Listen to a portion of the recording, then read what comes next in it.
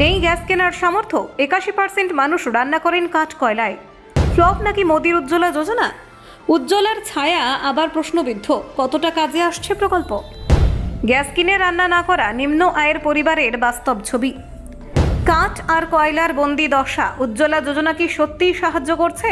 81% পরিবার এখনো কাঠ চুলোয় রান্না করছে, এলপিজির ব্যবহার সীমিত।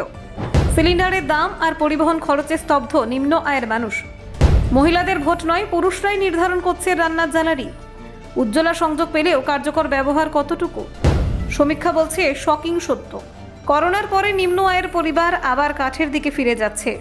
এলপিজি ভর্তুকি থাকলেও সিলিন্ডার কিনতে ব্যর্থ হচ্ছে বহু পরিবার। দেখুন, কেন্দ্রীয় সরকার দেশের সাধারণ মানুষকে সুবিধা দেওয়ার জন্য বিভিন্ন জনকল্যাণমূলক প্রকল্প চালু করছে। তার মধ্যে একটি অন্যতম জনপ্রিয় প্রকল্প হলো উজ্জ্বলা যোজনা, যা সাধারণ মানুষের রান্নার জন্য গ্যাস সরবরাহ নিশ্চিত করতে সাহায্য করে।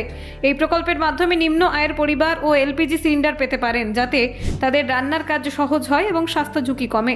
সম্প্রতি এই প্রকল্পের কার্যকারিতা নিয়ে বিতর্ক শুরু হয়েছে। এশিয়ান ডেভেলপমেন্ট ব্যাংক একটি সমীক্ষা প্রকাশ করেছে, যেখানে বলা হয়েছে সরকারের দাবি সত্ত্বেও দেশে অনেক নিম্ন আয়ের পরিবার এখনও রান্নার প্রধান জ্বালানি হিসেবে কাঠ বা কয়লার ওপর নির্ভরশীল। উজ্জ্বলা যোজনার কার্যকারিতা মূল্যায়নের জন্য 8টি রাজ্যের প্রায় 8,500 পরিবারের মধ্যে সমীক্ষা চালানো হয়েছিল।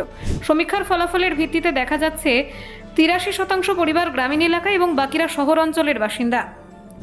সমীক্ষায় দেখা গেছে অন্তর্ভুক্ত পরিবারের অর্ধেকের বেশি পরিবার এখনও উজ্জ্বলা যোজনার সংযোগ পাননি। যারা সংযোগ পেয়েছেন তাদের মধ্যে মাত্র 876 জন পরিবার গ্যাসকে প্রধান জ্বালানি হিসেবে ব্যবহার করছেন, আর 3,364 জন পরিবার সিলিন্ডার কেনেন নিয়মিত রান্নার জন্য কাঠ ব্যবহার করছেন। প্রকল্পের বাইরে থাকা পরিবারগুলোর মধ্যে মাত্র 757 জন গ্যাস ব্যবহার করেন এবং 3,476 জন পরিবার খরচের কারণে সিলিন্ডার ব্যবহার করতে পারছেন না।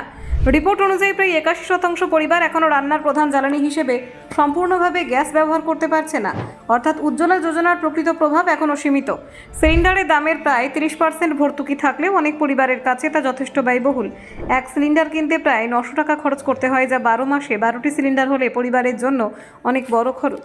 করোনা পরবর্তী সময়ে আর্থিক চাপ বৃদ্ধির কারণে অনেক পরিবার আবার ঐতিহ্যবাহী কাঠ ও কয়লার দিকে ফিরে গিয়েছে। এর ফলে প্রকল্পের লক্ষ্য অনেকটা ব্যর্থ হচ্ছে। যেসব পরিবার বছরে অন্তত 6টি সিলিন্ডার ব্যবহার করেন তাদের মধ্যে 36% শিক্ষাগত যোগ্যতা মাধ্যমিক বা তার বেশি, কিন্তু কম সিলিন্ডার ব্যবহারকারীদের ক্ষেত্রে সেই হার মাত্র 27%। শিক্ষাগত যোগ্যতা এবং আয় বাড়লে গ্যাস ব্যবহারের হার বৃদ্ধি পাচ্ছে।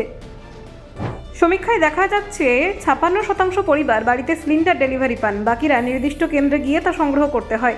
এতে পরিবহন খরচ এবং সময়ের অপচয় হয়। গড়ে সিলিন্ডার আনতে ঘন্টায় প্রায় 60 টাকার সমতুল সময় ব্যয় হয়, যা অন্য কোনো কাজে ব্যবহার করা যেত। Bureau report, Bangla digital TV.